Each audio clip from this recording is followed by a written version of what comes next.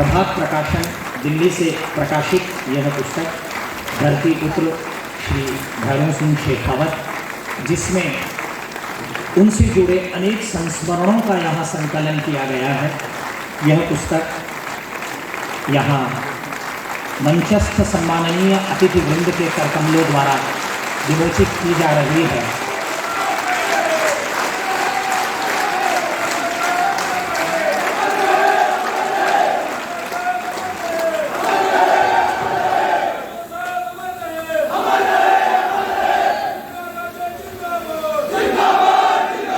बहुत बहुत धन्यवाद सम्माननीय अतिथियों के प्रति। मंच पर विराजमान अतिथियों के द्वारा इस पुस्तक का विमोचन करने के प्रति अनेक आभार एवं धन्यवाद। और आयोजन समिति के आदरणीय अध्यक्ष पूज्य श्री राघवाचार्य जी महाराज, आपको चरणों में प्रणाम हम सबकी ओर से। कार्यक्रम के अध्यक्ष हमारे पूर्व विधानसभा के अध्यक्ष आदरणीय मेघवाल साहब,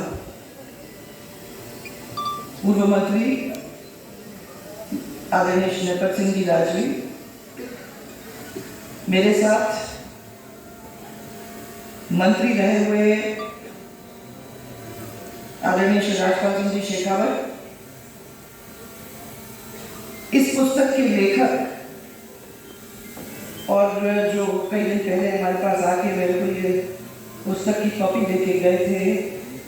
मैंने भी वही सोचा था जो आप लोग सोच रहे थे कि आईपीएस ऑफिसर और किताब लिखने चले, परंतु रियली मैं आपको बधाई देना चाहती हूँ, धन्यवाद देना चाहती हूँ कि आपने इस पुस्तक के अंदर उसको इनकैप्सुलेट करने की कोशिश की है।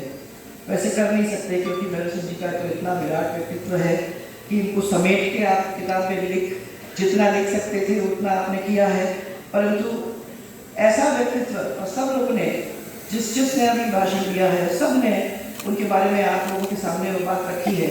मैं तो समझती हूँ कि एक हिस्सा ही था। मैं भी राजपाल जी को यही कह रही थी, राजपाल जी अपन जब पब्लिक मीटिंग में जाते हैं और अपन जब कार्यकर्ताओं के बीच में बैठकें करते हैं तो एक अलग ही वातावरण होता है। आज ऐसा लग रहा है कि भैरव सिंह जी खुद ही हम लोगों के बीच में यहाँ हैं और ये परिवार इतने सारे लोगों को, 33 डिस्ट्रिक्ट के लोगों को और हम लोग सबको एक सूत्र में पिरोने का काम जो उन्होंने इतने सालों से किया, ऐसा लगता नहीं है कि हम लोग किसी एक दूसरे को या कोई सीरियस भाषण देने को यहाँ खड़े हैं। ऐसा लगता है कि हम अपनों के बीच में ही हैं और आज हम सब उनकी यादों के अंदर, आप लोग आपने जो पुस्तक लिखी उनकी यादों के अंदर सब बह गए हैं।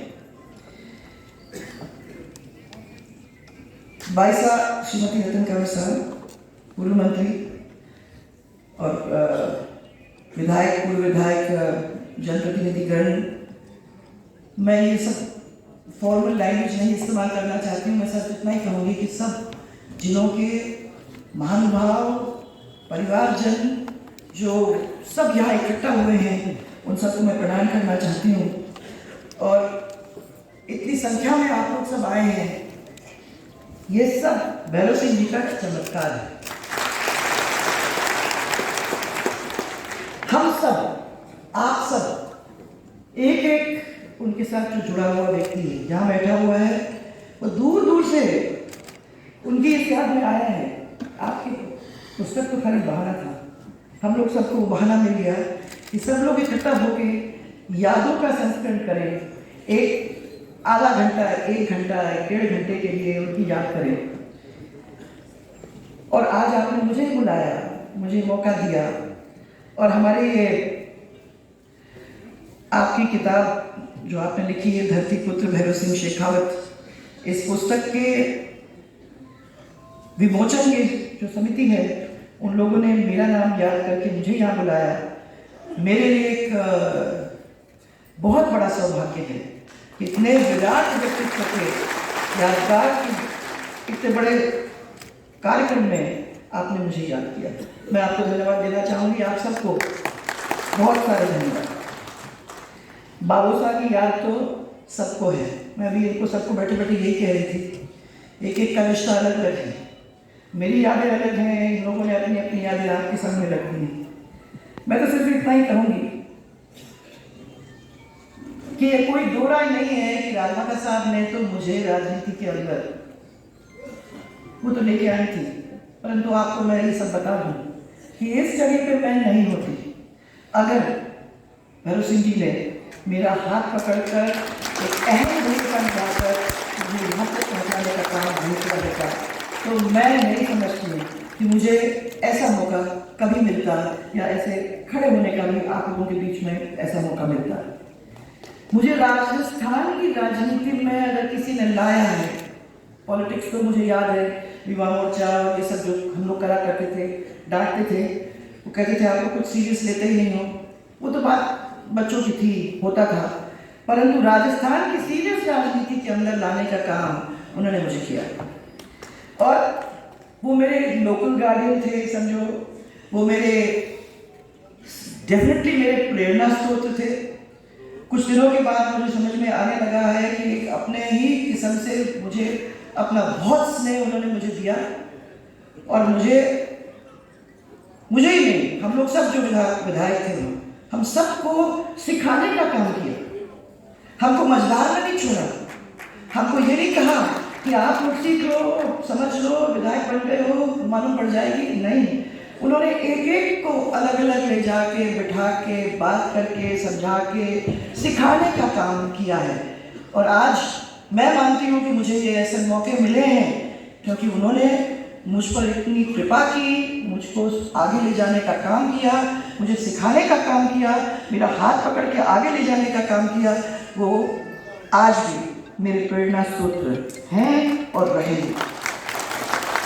मैं उनकी चलती फिरती राजनीति की पाठशाला होती थी ना, उसमें से एक विद्यार्थी हूँ, परंतु मैं अकेले भी नहीं हूँ। मैं जैसे हमेशा कहा, इस राजस्थान के कई ऐसे नेता हैं, कई ऐसे राजनेता हैं जो इसमें से सीख कर बाहर निकले हैं। शेखावत साहब ने मेरे को हमेशा ये कहा था कि देखो, जब राजनीति करते हो ना, तो राजनीति के अंदर कोई स्वाद, कोई बात रहती नहीं है जब तक उसको सेवा नीति के अंदर आप नहीं बदलो।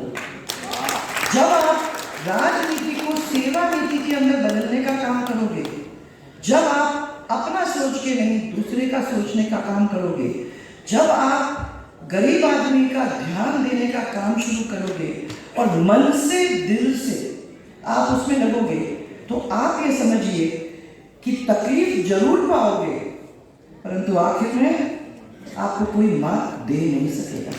ये उन्होंने बार बार मुझे कहा। उन्होंने कहा कि राजनीति के अंदर जितनी बाधाएं आती हैं, जितना कठिन समय आता है, उतना ही व्यक्ति तपता है और मजबूत बनता है। आपने भी कहा इस बात को, सबने कहा है कि अपने अपने बातों के अंदर कि बहुत जरूरी है।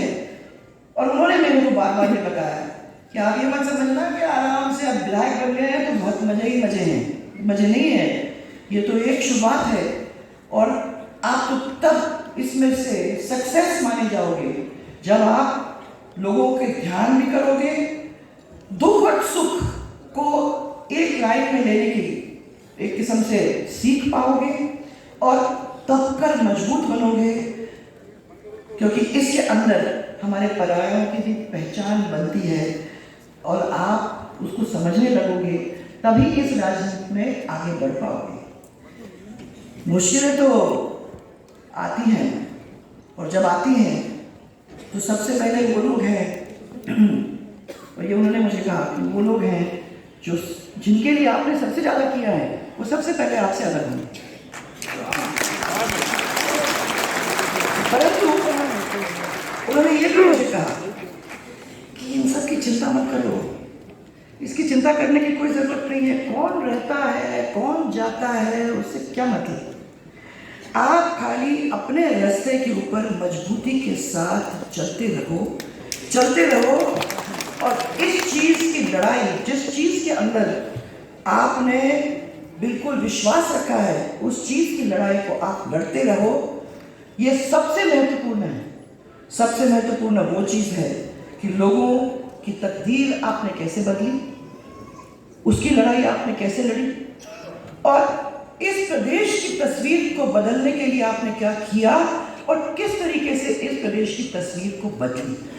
दूसरी चीजों के अंदर आप मत सोचो, ये तो सब चलता रहता है। हम ही ने बख्शी थी धड़कने जिन पत्थरों को, हम ही ने बख्शी थी धड़कने जिन पत्थरों को, जुबान जब उन्हें मिली तो हम ही पर बरस पड़े।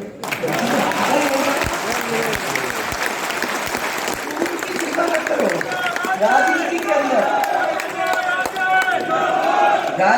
अंदर उतार चढ़ाव आते रहते हैं, कभी विचलित नहीं हुए। वो उदाहरण थे हमारे सबके लिए। उनने ऐसा वक्त भी देखा, जब उनको दुखी भी होना पड़ा। ऐसे वक्त थे जब वो भी आहत हुए। और मुझे याद है स्पेशली जब वो क्लीवलैंड गए थे इलाज के लिए, पीछे जब वो निकल गए थे यहाँ से, तब उनकी सरकार गिराने की साजिश चल रही थी। 1996 की बात है। क्लीवलैंड में उनके हार्ट की सर्जरी चल रही थी और जयपुर में उनकी सरकार को गिराने का ऑपरेशन चल रहा है। ये हम सबको मालूम था। इसमें बहुत सारे लोग शामिल थे। इनमें से बहुत सारे वो लोग भी थे जिनको उन्होंने खुद मदद की। हालांकि जो सरकार गिराने वाली ताकत थी वो तो कोई सफल तो हो नहीं सका, वो तो आप लोग सब जानते हैं, वो इतिहास है। लेकिन भैरव सिंह जी इस घटना से दुखी जरूर हुए, और मैं कह रही हूं इमोशनली दुखी हुए। नहीं तो मैं कह सकती हूँ कि बाकी राजनीतिक रूप में उनका किसी ने भी एक बाल बाका नहीं कर पाया, एक बाल भी बाका नहीं कर पाया। अभी तक कह रहे थे, मैं देखा करती थी जब मैं विधायक बन के आई कि तो सब दोस्त सब दूर हैं। आपने तो बड़े बड़े नाम लिए, वो तो थे ही थे, वो तो बाद में चल के, परंतु जब विधानसभा के अंदर ऐसा कोई नहीं था जो इनसे मिलता नहीं था।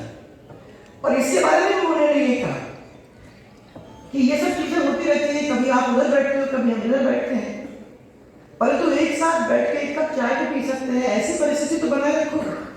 इतनी कटुता तो मत पैदा करो जिस कटुता की वजह से एक दूसरे की तरफ आप निगाह उठा के देख नहीं सकते। पर जब विचारधारा की बात होती थी, विचारधारा की जब बात होती थी, तो मित्रता एक तरफ और पार्टी एक तरफ, वो उसके साथ समझौता कभी नहीं करते थे। वो तो मैंने भी अपने आंखों से देखा है। बहादुर सिंह जी, आपने तो अपने किताब का जो नाम था वो सही लिखा, क्योंकि वो वाकई में धरती पुत्र थे। गरीबों के लिए जो दर्द था वो उनके साथ कई दौरे हमने किए थे, और मैंने आंखों से देखा कि वो उन गरीब लोगों के लिए, उन लोगों के लिए जिनके पास कुछ नहीं था, उनके लिए कितना सोचते थे। वो अपना जो विकास करते थे वो हेड से, मैंने ऊपर से लेकर नीचे तक नहीं, हेड से टेल तक नहीं शुरू होती थी। वो उनकी दृष्टि जो होती थी वो नीचे से शुरू होती थी। वो कोशिश ये करते थे जो पंक्ति के आखिरी व्यक्ति जो है, उस आखिरी व्यक्ति तक मैं किस तरीके से सहज रूप से पहुंचा सकता हूँ सरकार की बातें और उनको मदद कर सकता हूँ, वो सोचने के लिए वो हम लोग सबको बाध्य करते थे। मुझे उन्होंने सिखाया कि पंक्ति के अंदर जो आखिरी व्यक्ति है, जो अंतिम व्यक्ति है, अगर उसकी सेवा करो तो वो सच्ची सेवा है। अब मैं आपकी ये किताब में एक दफा एक पैराग्राफ मैं आपको पढ़ना चाहूंगी, क्योंकि वो मेरी इस बात को पूरी तरह से एक किस्म से बताता है। आपने ये जो तस्वीर लगाई है वो पेरिस की आईफिल टावर की है, और जब पेरिस तक गए थे तब उस समय छत के ऊपर से जब सुंदर शहर पेरिस को आपने लिखा है को निहारते हुए उन्होंने अपने साथ आए हुए घरेलू स्टाफ की याद की। अब कहाँ उपराष्ट्रपति किस आईफिल टावर के ऊपर चढ़े हुए, सब लोग उनके साथ खड़े हुए, बाहर बाहर के लोग और बड़े बड़े लोग उनके साथ, परंतु उसके ऊपर खड़े होकर उन्होंने पहले किसको याद किया? इधर उधर देखकर बोले सीताराम कहाँ है? पता चला कि अधिकारियों ने स्टाफ कर्मियों के लिए ये टावर देने की व्यवस्था ही नहीं की और वे सब होटल में ही हैं। वे कुछ नाराजगी जाहिर करते हुए जिम्मेदार अधिकारियों से बोले, तो सही है, आप लोग तो पहले भी कभी यहाँ आए होंगे और फिर कभी भी यहाँ आओगे, उनको कब मौका मिलेगा? ये तो ठीक नहीं है। यहाँ से चलकर उनकी भी व्यवस्था करिए और सबको ये आईफिल टावर दिखाइए। मैं देखकर मुझे भी लगा कि जिस अंत्योदय की बात कर रहे हो, जो आखिरी व्यक्ति की अपन बात करते हैं, वो आपने इसमें भी दिया, हमने अपने आंखों से देखा और मैं आप लोगों के सामने उनकी याददाश्त के रूप में रखना चाह रही हूँ।